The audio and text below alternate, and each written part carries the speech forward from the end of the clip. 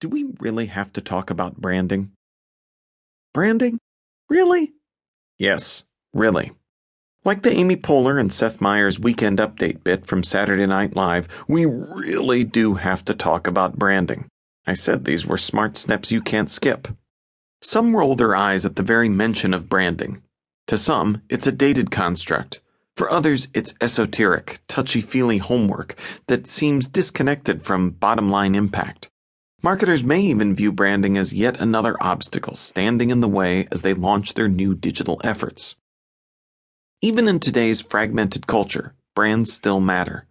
We're constantly reminded of the climbing user rates on social networks like Facebook and Twitter, yet another metric often falls through the cracks, something called brand following behavior, a measure of the rate at which individuals follow brands on social networks. In recent years, along with increases in engagement on social networks, brand following behavior has doubled, according to the Social Habits study conducted by Edison Research. In their more comprehensive Infinite Dials study, Edison and partner Triton Digital found that 1/3 of Americans aged 12 and up knowingly follow brands on social media. Combine this with the fact that people by and large enjoy interacting on social media, and the opportunity for brands is clear. When was the last time data reported high engagement levels with billboards and press releases? Has your brand following behavior doubled for print ads? If you need further proof, the Social Habit also shows that even among a large national sample, when asked which brands stand out on social media, we see it's a list of the usual suspects: Nike, Apple, Starbucks. At a glance, you could think that this just confirms the myth of big. A closer look reveals that these mega brands with millions of dollars and several decades of marketing muscle behind them all only rank in the single digits. What does this mean for us? It means that these new forms of digital media have the potential to be a great brand equalizer. Scrappy marketers might not expect to fare well on a poll of who's the most dominant TV advertiser, but new media levels the playing field in ways that we've never seen in the history of marketing. It's only fitting that Lee Clow, the ad man responsible for some of broadcast media's most prolific work, including Apple's 1984 and iconic iPod ads, would issue the best caution to marketers too quick to jump into the next big thing without first defining their brand. The reality of the new media world is that if your brand does not have a belief, if it does not have a soul, and does not correctly architect its messages everywhere it touches consumers, it can become irrelevant, it can be ignored, or even become a focal point for online contempt. In short, you have to be something before you can build something.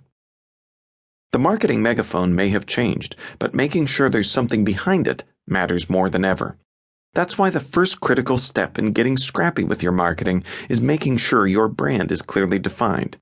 As long as we're defining things, let's consider the definition of a brand. So, what is a brand? Any good semantic exploration should start in a dictionary with a basic understanding of the word. Surprisingly, in a number of dictionaries, our modern business-focused definition has overtaken the word's earliest meaning, which, according to the Oxford English Dictionary, is a piece of wood that is or has been burning on a hearth. The American Heritage Dictionary shows as its first, not earliest definition, a trademark or distinctive name identifying a product, service, or organization.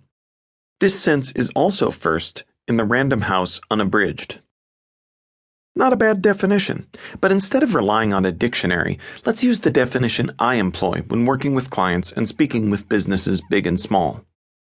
A brand can be any noun, person, place, or thing that needs another party to take action, purchase, promote, advocate, and so on. A brand does this by creating a series of ideas and touch points that build a larger message which draws the desired audience close, engages them emotionally, and inspires them to take action.